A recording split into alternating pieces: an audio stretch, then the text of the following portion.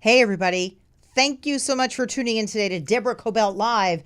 A great guest. I'm a huge fan of this man, Michael Berger. Thank you so much for being in the studio. Thank you, Deborah. Just thrilled to have you. A little bit about Michael, in case you don't know. Okay. You do sitcom warm-up. You've done that for years, right? How many years? Started out in sitcom warm-up. You've been doing, or you did stand-up on cruise ships. Started out. That's how it began.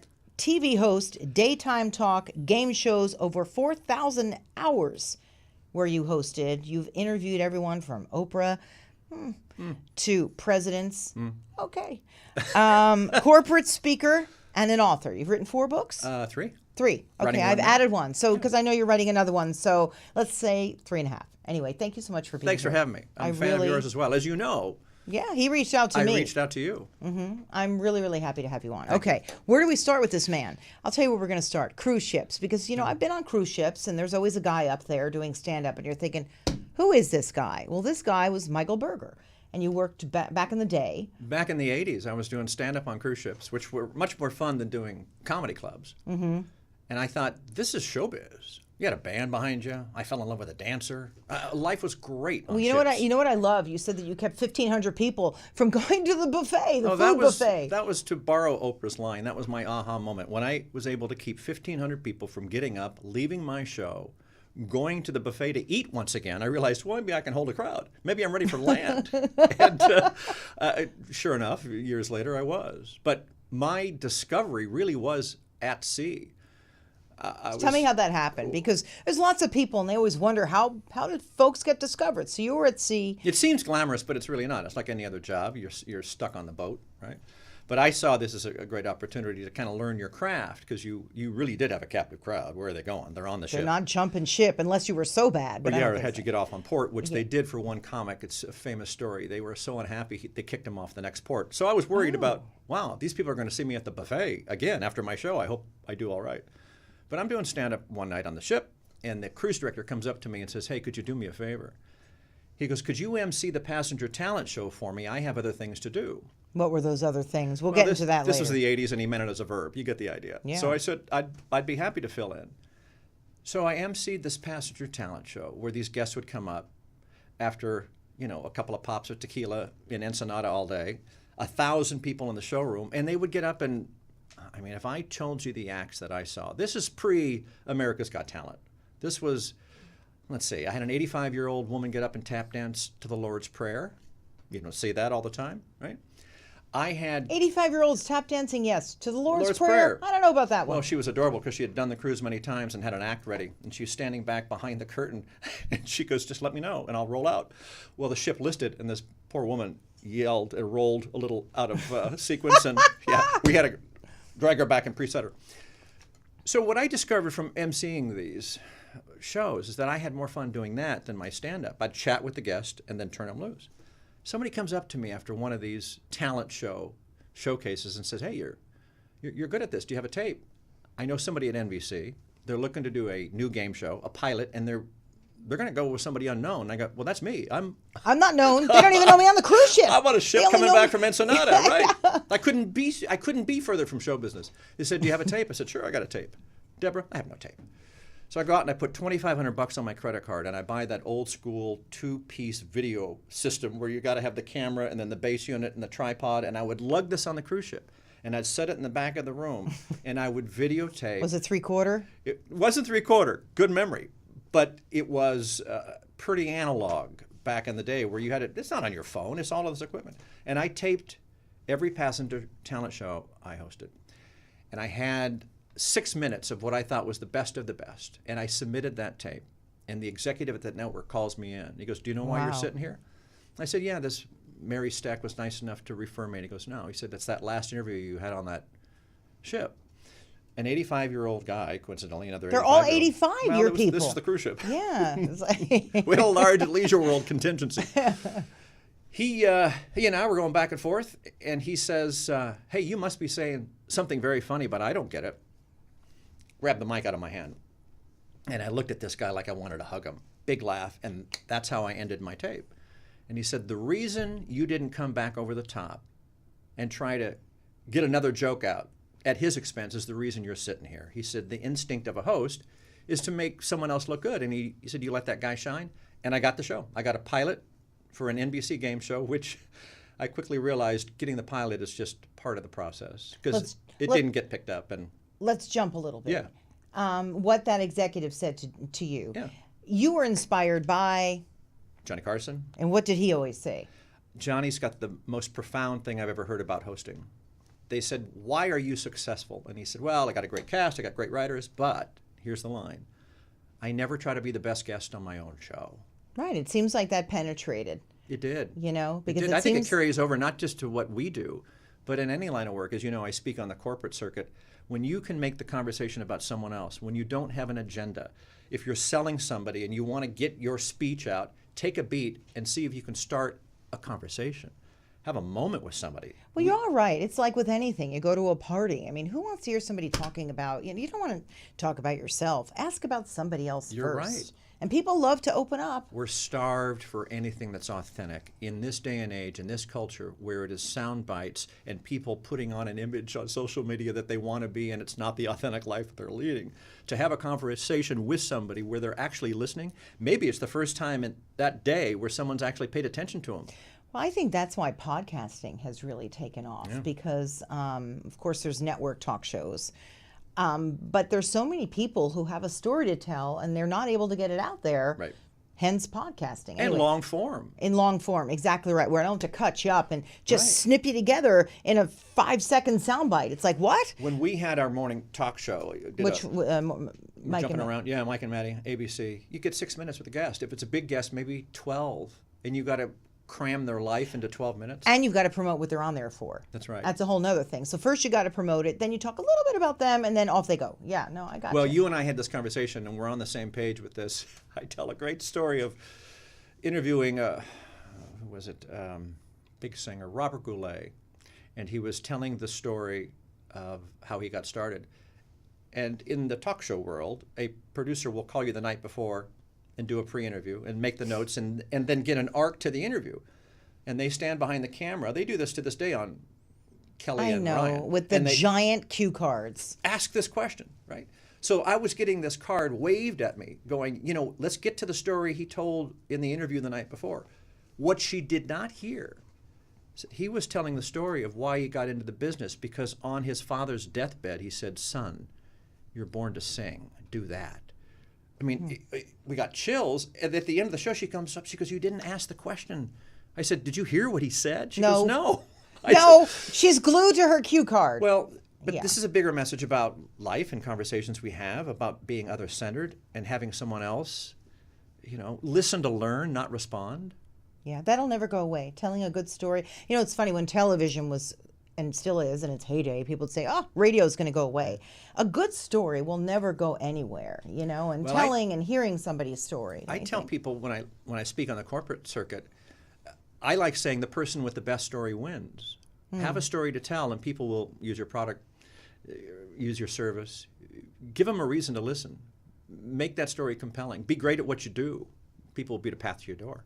Yeah, well, we're going to get into that too, but I do want to go back for a second. Sure. So you then went, you got off the cruise ship. You actually got off the ship in one piece. And then you ended up doing a pilot, right? For a game show. For a game show. Tell me a little bit about that, because that led to the next thing. See, it's all about take your opportunities and go to the next one. Well, you're nice to say that, but I went right back to the ship because the pilot didn't get picked up, but my name was out there. Yeah, and that's a door that cracked open. It did. But I quickly realized just because you had success for a second doesn't mean that success is going to continue. And the moment you and I get complacent, it goes away. So you got to keep innovating. You got to keep pushing. But it did open a few opportunities. But I never gave up the bread and butter gig, which was sitcom warm-up, which you had mentioned. And for those that don't know, I was the guy that would stand in front of the audience for the 5 hours it would take to shoot 20 minutes. Okay. For those people who have never come to Los Angeles, because mostly, the recorded shows are done here. Right. And shows, before a live audience, which are always so much fun to go to, because you get to see your favorite actors right there on stage. It's like going to a play. It's fun, but it can be long. And they don't very realize that. long. It's not an hour, folks. It could be hours. It really is closer to 5.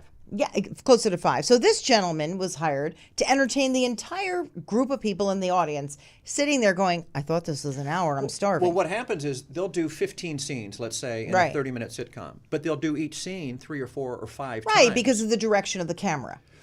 Or they'll rewrite. If a joke's not working, they will rewrite on the floor right then. And now this audience of 300 people is going, yeah, we had a sitter. Yeah, we Right? had a sitter. I'm starving. I need my protein bar. That's right. So what you do as a host, because I still saw it as a hosting gig, Yes. is you tell jokes, you keep them informed, what happened in the last scene, what's coming up, and then you get magic. You get a show like Hot in Cleveland. I had left the warm-up business, and I got a chance. You're pointing to this because it's queued up, right? Yeah, it's queued up. Does anybody know the name Betty White? I love her. I loved her back in the day. I love her now. She's hilarious. I like saying if you think she's nice to animals, you should see her with people. Yeah, I know. I've never heard a bad word uttered about her. Wickedly funny. Yeah, I mean, and look how far back she goes. Long before we were even anywhere near the business. Can you cue that up? And this was featured on the CBS Sunday Morning Show, right? They did a profile on what a warm-up guy does. That would be him. You ready? We had such fun, and bless your hearts, you came in ready to have fun, and we appreciate it. And let's all appreciate this man who does the best warm-up in the business.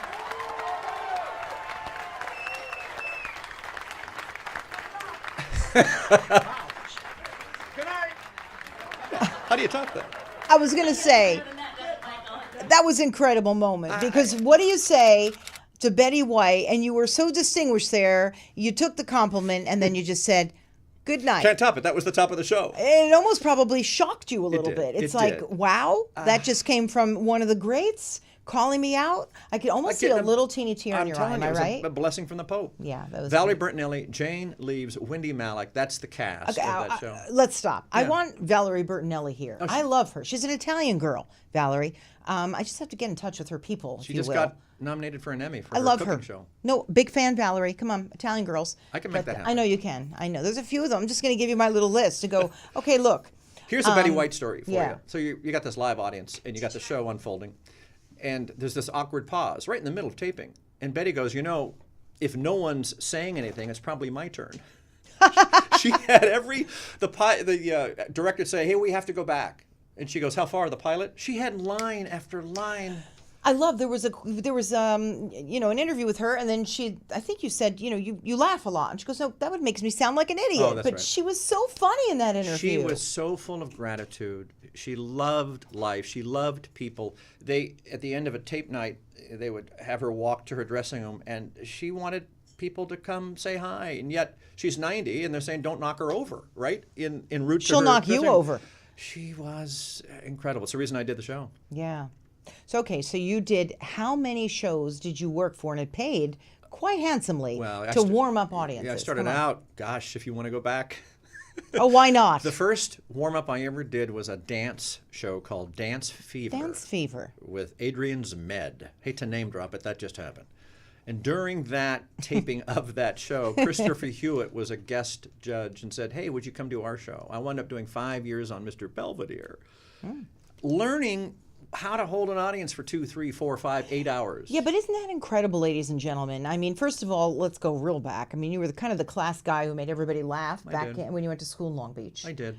I attempted, shall I say. You attempted, you tried, but, you got a good laugh out of a lot of your students and teachers. I took it upon myself that if the class was dull, I would move them in another direction. Yeah, lucky you didn't go to the schools I went to, because they were pretty wouldn't? strict. And the nuns would have come and pulled your hair if you tried. Because I tried doing that a little bit, and they're like, you're out of line. I'm like, oh, sorry. Well, maybe it was this motion that confused him. What are you, Liza? What was all that about? I don't know, but...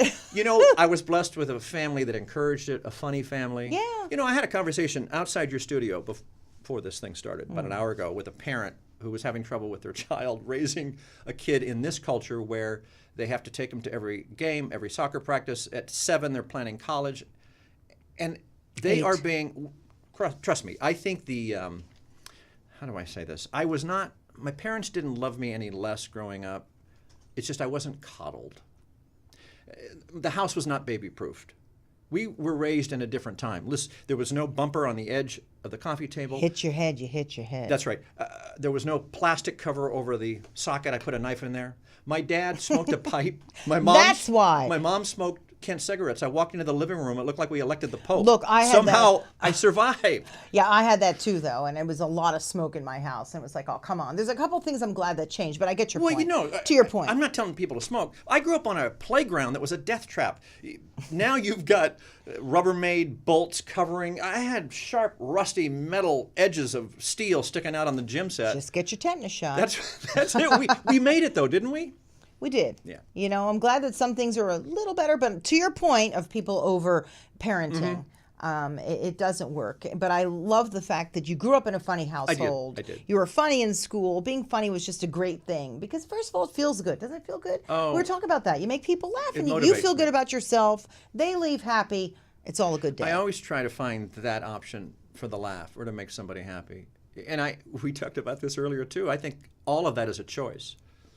Yeah, but also sometimes you're probably the same way. I look at things and I can see the humor in it. I'm looking at my engineer right now, Kurt, and I can see the humor in him. Well, he is funny. He is a funny guy. Just looking at him across the camera makes me laugh, right, Kurt? But I happen to find the humor in everything. So And not everybody does. But you're probably the same way, right? And in a good way. But I work at it. Yeah. You know, it's not something, you just can't flip a switch and say, well, why don't you just be happy? Not happy. See the humor. There's a big difference. Well, yeah, but I think one begats the other. I think making that choice to be happy you will find happiness. You will find humor in things because you're not so self-absorbed with your depression in your case. That's the big word, self-absorption, and how to get out of that. That can be rough because I've seen people go through it. I know, with loss of family, I've gone through it myself. So and you have just I. go, I had to work whoa. 2 weeks after my dad passed, and I didn't think I could do it. Yeah. And I did, and it was a release to be able to laugh again. And I thought that's what he would like as well. Yeah. So those that are suffering, those that have depression, clinical or otherwise, you certainly can get medical aid, but you can also take that little step, do something tiny, do a little bit to think positive, take that first step. And this, ladies and gentlemen, relates to probably what you're doing when you give speeches to people. But let's get back for a moment. Sure. Funny guy on the cruise ships, stand-up comedy. Yeah. Did you like doing stand-up comedy? We talked about that. Yeah, I did. It's a really specific art form, but I loved hosting more, and that's why I went down that path. See, I'm the more than same way. stand-up. I much more prefer hosting. My favorite is interviewing people because I love to know about them. I love to know what motivates someone, and I especially love to hear from someone like you who was a funny guy and pursued that throughout his life. A lot of people don't get There's to no do class that. for it. Yeah. There's I majored in, I was a communications major at Long Beach State, but there's no direct path to showbiz. You just got to find it. No. Well, you got to keep finding it. You got to keep inventing. You got to keep innovating. A buddy of mine is a corporate speaker who's terrific. Has a great quote. He goes, "If you don't like change, you're probably going to hate extinction." Yeah.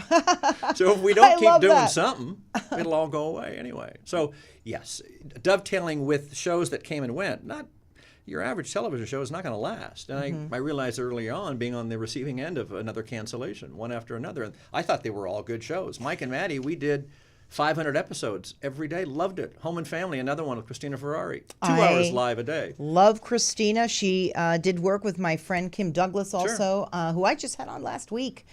Very, very close friend of mine, and she couldn't say enough beautiful things about Christina. You two had great magic together. We had great chemistry. She just looks like a funny girl. She is, and she's authentic, and we enjoy beautiful, authentic, and through when through. she made that, change from being a model, a beautiful model. That's how I always remember. I looked up to her as a model because I had done some myself.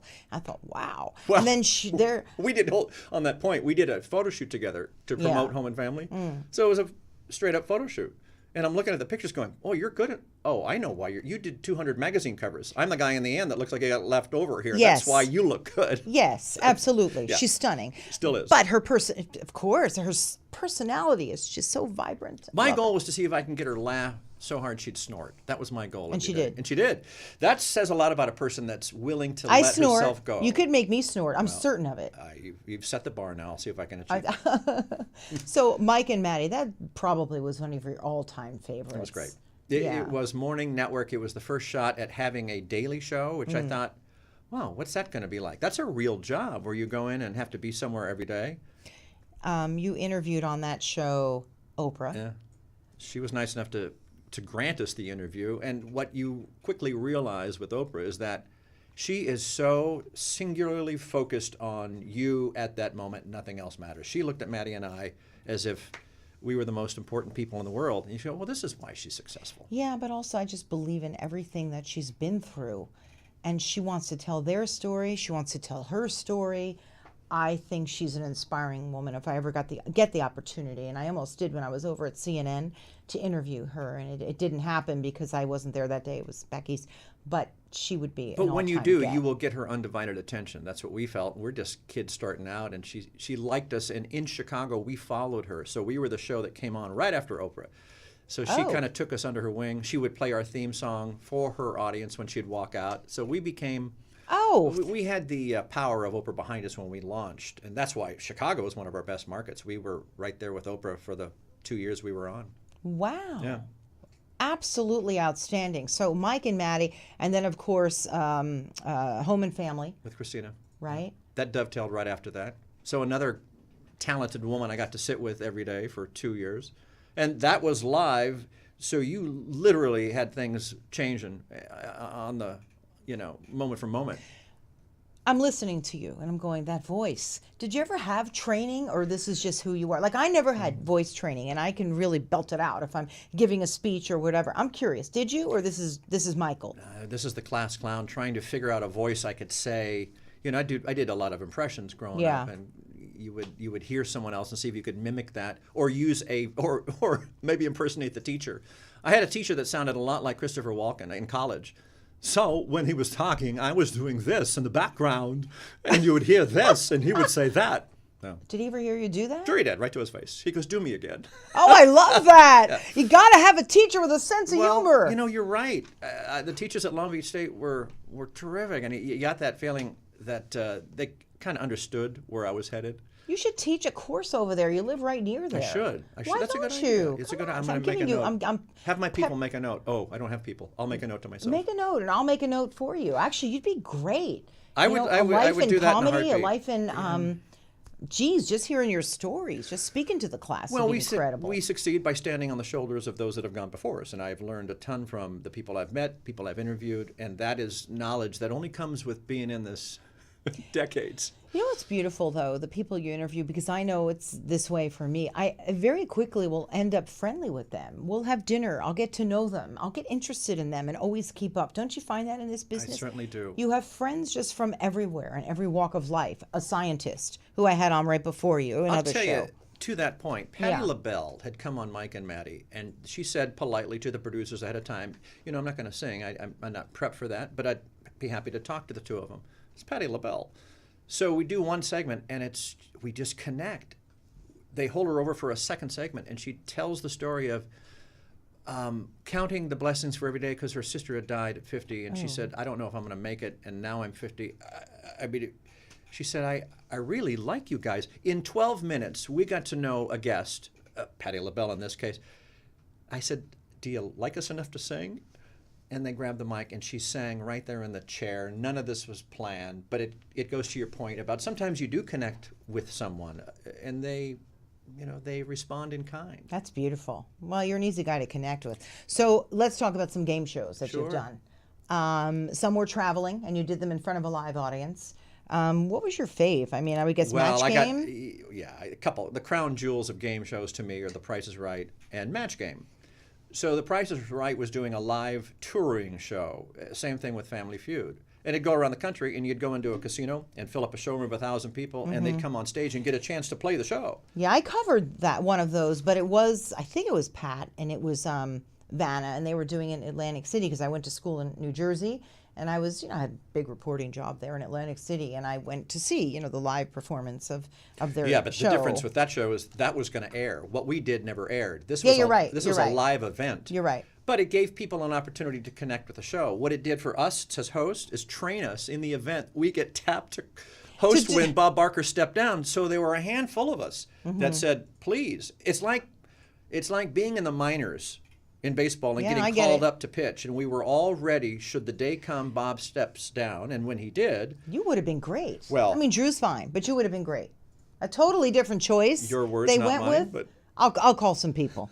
Well, I'll make a couple of calls. I think they wanted to go with somebody that didn't remind anybody of Bob, and arguably, I was more in the vein of Bob than Drew. And clearly, they've made the right choice. The show's still on. It's all good. You know, I was once on The Price is Right. No kidding. No, I was on here on vacation as a little girl. You know, I'd be sitting there watching some of my relatives watch it in the background. You know, oh, I know what that refrigerator would cost. And I grew up with that show. So when I came out here on vacation, I was here with my girlfriend. I said, we have to do it. We must go to The Price is Right. So, you know, I know that they like to pick, you know, housewives and all that. I was 20 years old. I did not look like a housewife.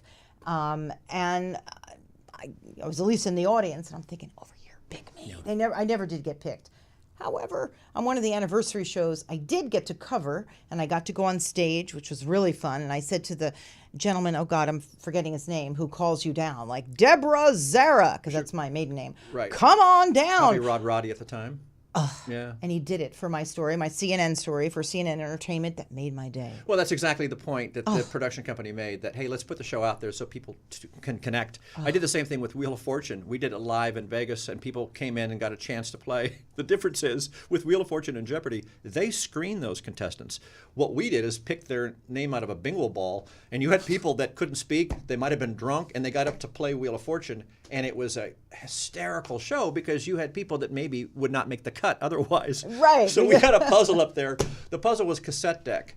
Every letter was turned but the C. And the woman goes, I have no idea what that means. And then the contestant next to her goes, cassette deck, you idiot. That stuff would not happen on a real show. But to the producers of the show, they said, hey, let's put the show out there so people can connect. And I was lucky enough to host that. So we did these shows to be ready for the moment where we get asked. That's right. To be ready for prime time. So I did it and loved it. I'm big on that. But you know what I love? You do have to take every opportunity. And you're a guy who takes them, and you happily take them whether they work out or not. And a lot of people in the business will sort of put their head down and go, oh, man. And I'm like, no. You had a fun time, great opportunity, and there could be 2 other doors that open down the road, right? Yeah, you can't wait for that opportunity. You just do it. Absolutely. The stark reality of the business that you and I are in, and anybody watching this, there's a couple unions, Screen Actors Guild and AFTRA, SAG-AFTRA. There are 185,000 members. At any given time, there's an 85% unemployment rate. Of the 15% left over, 1% make $100,000 a year or more. People don't realize that. Well, that's part of the message when I speak on the corporate circuit. Again, if you're in sales, you're going to hear the word no. I hear the word no. You and I have heard the word no. That's all I know is no. And I'm like, no, I'll turn that into a yes, thank you. Well, it's an opportunity, a workaround. It's a way to innovate. If everybody stopped at that first no, we wouldn't have any progress at all. So all of these are ways for us to do something then about our own situation. Let's talk a little bit about you on the speaking circuit. What are some of the companies or organizations that you've spoken in front of? Well, it's every Fortune 500 company, but it's also mom and pops. Wow. Well, it just happened to be that there's a lot of people out there that you can take what we've learned in broadcasting. You can take this idea of chatting with somebody and overlay it on any business.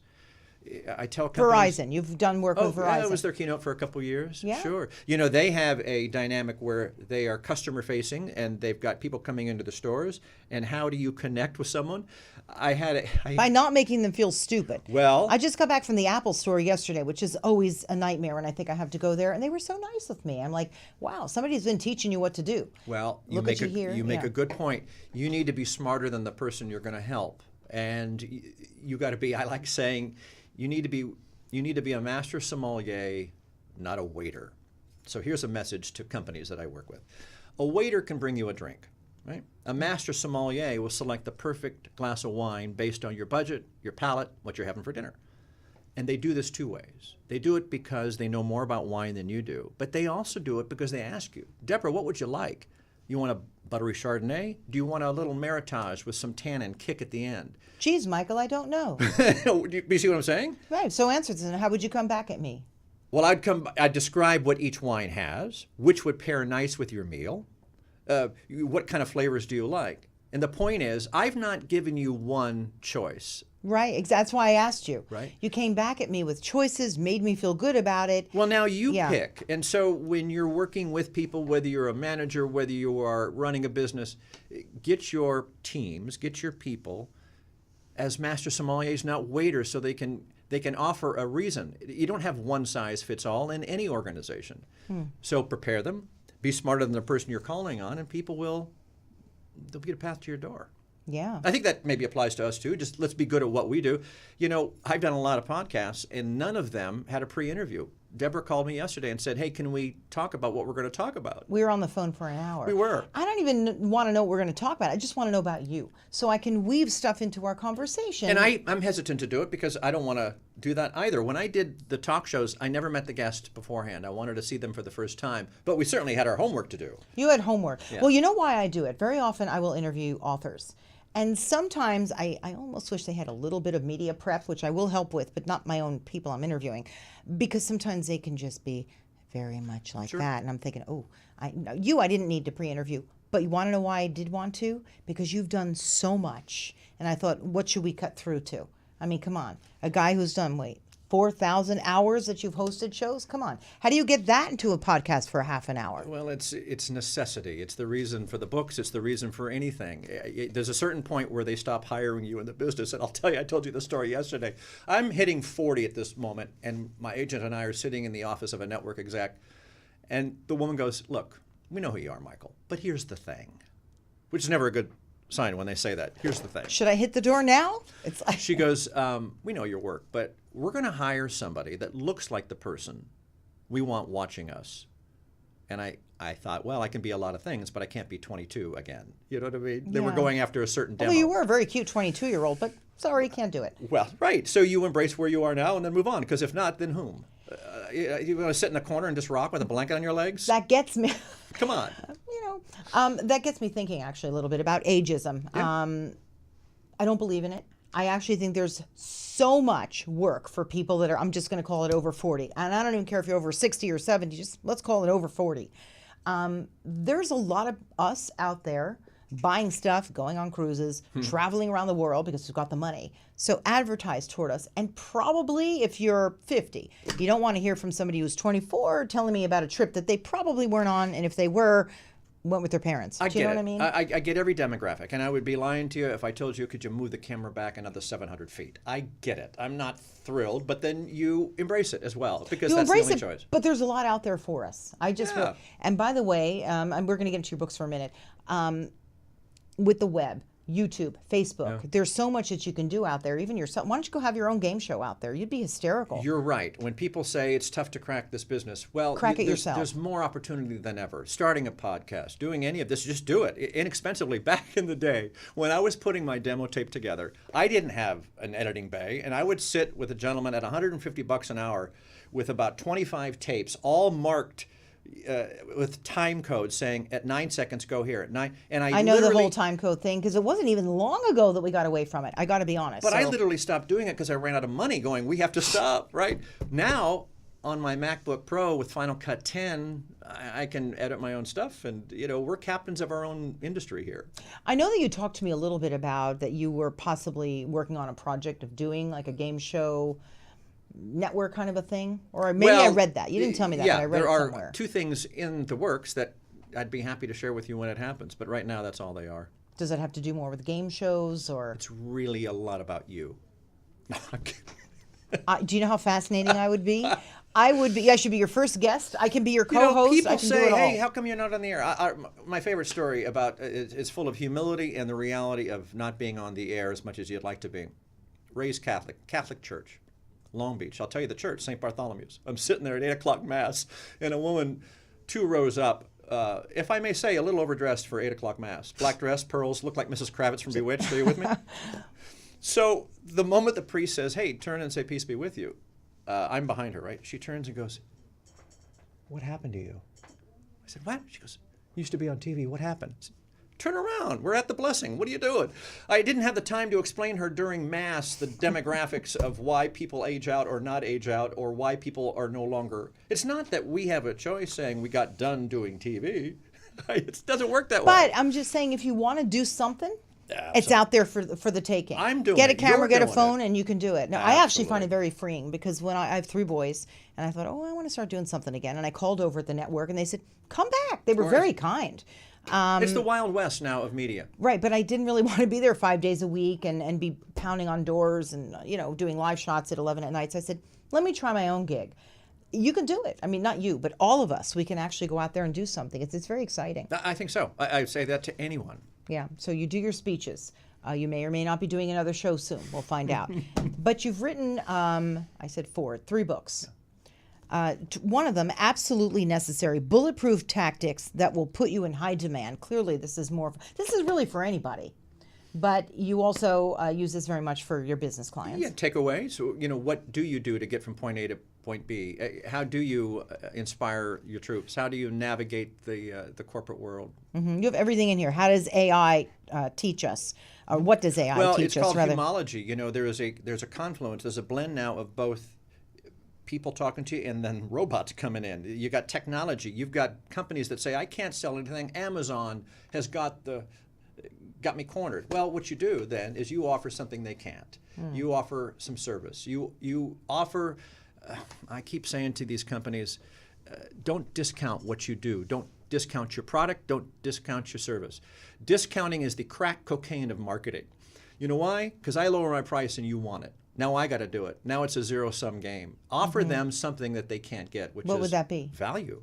Give me a reason. Give me something value added to your product or service. You mentioned Amazon. I think they're terrific. But I'm going back, and I have been doing this for a while, to all the little mom and pop stores, whether it's clothing. I like finding a small bookstore if I can. I live near a small one right in Brentwood. And I love going in there, and reading the books rather than just ordering it from Amazon. I really want to hold my stuff. Here's a great example of that. And you couldn't get a company bigger than Virgin Atlantic, right? Richard Branson. So here's a story from them that I think would inspire us all. You ever heard of a Just Because fund? Yeah, maybe. Just because. So this woman books a flight from Birmingham, England to Vegas to surprise her boyfriend for Valentine's. She gets to the airport in Birmingham, England. She's got her boyfriend saying, Valentine's, surprise, let's go. They get to the counter and their ticket's no good. And the woman says, we have a problem here. She goes, what's that? She goes, you've booked your ticket from Birmingham, Alabama. Oh, no. Not England. Oh, no. Well, when you said that, I thought Birmingham, Alabama. She goes, I can't do anything about this. Oh, my This God. couple goes home heartbroken. She was going to surprise her boyfriend. She writes a little post on social media saying, this weekend got ruined and it's my fault and I feel bad. A woman from Virgin America, Virgin Vacations, it's what it's called, the PR person reaches out and says, hey, I saw your story. I'll tell you what we're going to do. We're going to fly you and your boyfriend to Vegas on us, and we're going to put you up for 5 nights in one of our properties. I'm going to have that happen to me this weekend. What a great way to get a vacation. What story do you think went viral next?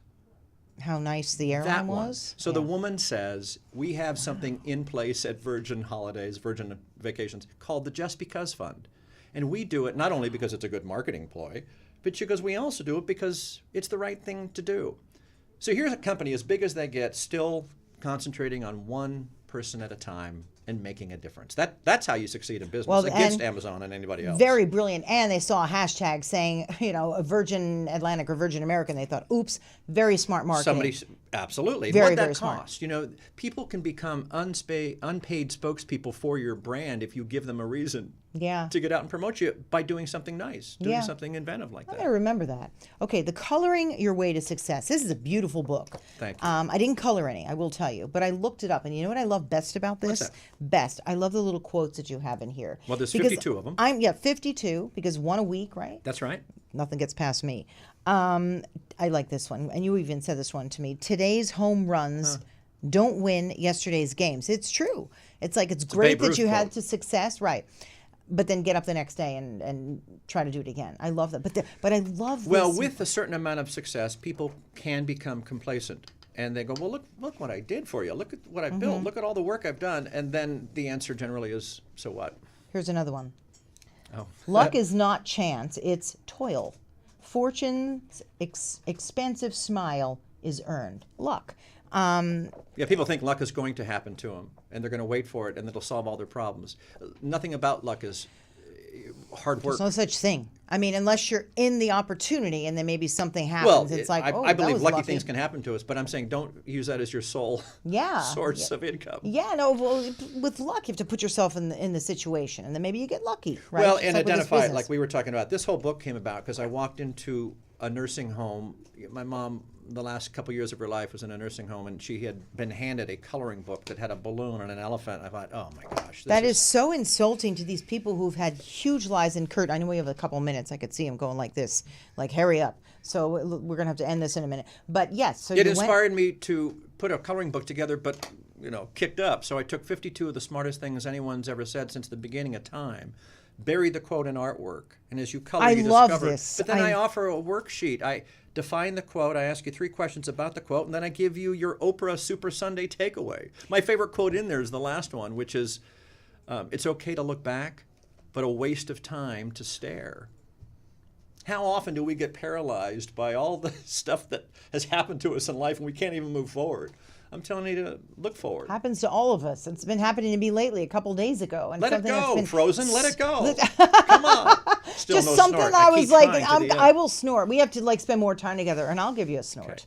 No, but it happened to me the other day, and I'm saying to myself, come on, let it go. What really is the worst? I mean, Hold on to this it may as long as be you want. your golden achievement, I have to I'm say. very- thank you. Proud of it. Coloring your ways to success. Truly your golden achievement. I love this. So what an inspiring guy you are. I had a really good time with you. Did you have a good time on the show? I'm sad to see it end. Me too. So what else? Quick takeaway on you. Yep. What are you going to be doing? How can people find you? Nice of you to tag it with that. My name, michaelberger.com, is the website. And you can find out everything there. Burger, Like by the hamburger. way. Yeah, somebody once asked me if I changed my name for show business. I went, Come I on. went through all the fast food options. Pastrami, weenie. Michael Hot Dog would just sound awful, wouldn't it? didn't It's work, like no. Michael Hot Dog or I Michael reached out to In-N-Out once and said, hey, would you like me to do something with your company since my last name's Burger? And they went, no, thanks, we've seen your work. Hamburger Hamlet would have liked you. Anything. You would have been a Hamlet guy. That's a California chain. If called, I'll serve. Yeah. So yeah, the books Bob's are available Big Boy. there. I'm on Facebook. I'm reachable. And you reach out. You reached to me first on Facebook, and I'm like, who's this guy? And I'm like, oh, it's Michael Wednesday Berger. at noon. Come on, let's go see Deborah. That's what I said to myself. Yeah. Thank you so much for Thanks coming for having on. me. I I loved it. I know appreciate that that. we'll be doing something again soon because I loved it, and Let's I'll go have you visit back. your husband, who does a little show on KFI. He's right across the street. Right. Yeah, I know you're a fan of John's. John and Ken, John Kobylt. Come on. Yeah, so I'm not as big a fan as you are, so I have to live with the man. Well, he's your so husband. It's over by now. I've got. I haven't met him yet, so I'm still not interested. really over, but he can Come be. on, tell him what you said to me. How it's over. Come on. Oh God! Now you're putting me on the spot, Michael. Anyway, I kid, Deborah. Still no snort. Just No. one snort before we go. Anything? I'll give you one off the air. I do not want to be remembered for my snorts. I don't think this is going to be anything to remember. Don't worry about it. Anyway, thank you very much for Thank you. being here. And yeah, let's go across the street over to the iHeart go meet building. your husband.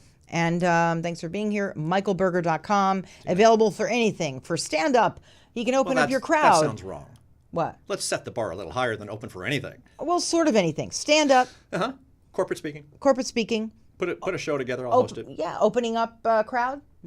No warm-ups. I'm Barbecuing? done with that. Barbecuing. Wow, you are out of time. Now I'm seeing him rap. No. Let's not end with barbecue. Anyway, thank you so much. And we will see you next time, everybody. And thank you so much for tuning in now. You can find us Facebook and YouTube, Instagram, where we put out all of our promos. And to listen, the iHeartRadio app, Apple Podcasts, Spreaker, Stitcher, and anywhere else that you get your podcasts. Thank you for tuning in, and we'll see you next time. Bye. Thank you, Deborah.